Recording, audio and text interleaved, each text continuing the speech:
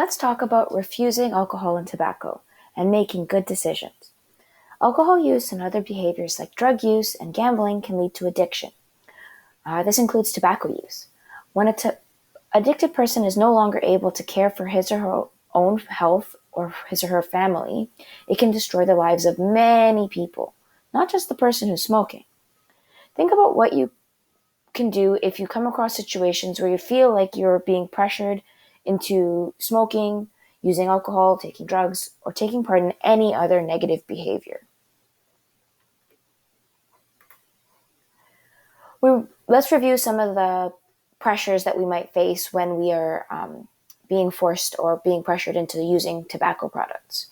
We can have indirect pressure where we see someone doing it and we think maybe it's okay for me.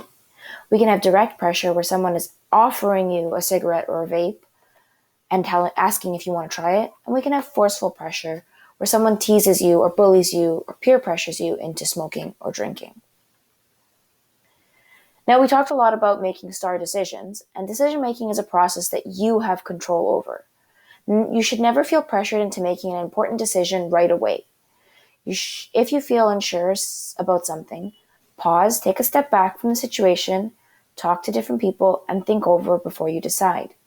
This is about making a star decision. Stop, think, before you act, and then reflect. If you are in a situation or with people you begin to feel uncomfortable with, you need to listen to your gut feelings. Your gut instinct is a feeling that you get when something inside of you is telling you that something is wrong or not right. This feeling will help you stay safe, so don't ignore it. Try to get out of the situation as safely as you can. Call your parents, family members, or a trusted adult to come help get you or help you, even if you think you might get in trouble. Not getting help will put you at even more risk. Refusal skills. The best way to avoid situations where you might feel pressured is to do things you want, is refusing it.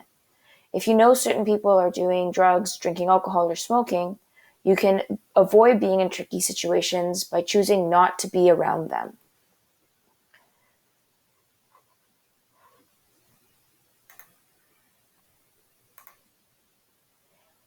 If you find yourself in these situations, though, you can be assertive and refuse with a confident tone.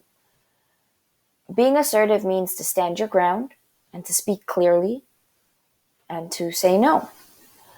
You can make up an excuse to leave the situation. You can also make a joke or just change the subject.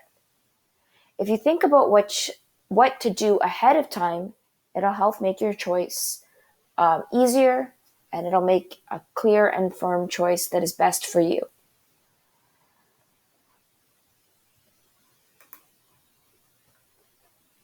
So, stopping and thinking before you act is a great way to review what your choices are and to decide what you're going to do. How you are going to be assertive. Are you going to refuse them? Are you going to make a joke? Are you going to walk away from the problem? What are you going to do to refuse the negative behavior or the pressure that is being put on you? Again, let's review the decision-making model. Identify the problem. So what is going wrong in the situation? Right? That's your stop. List alternatives with pros and cons. This is where you think, what are my choices? And then you decide which is the best choice.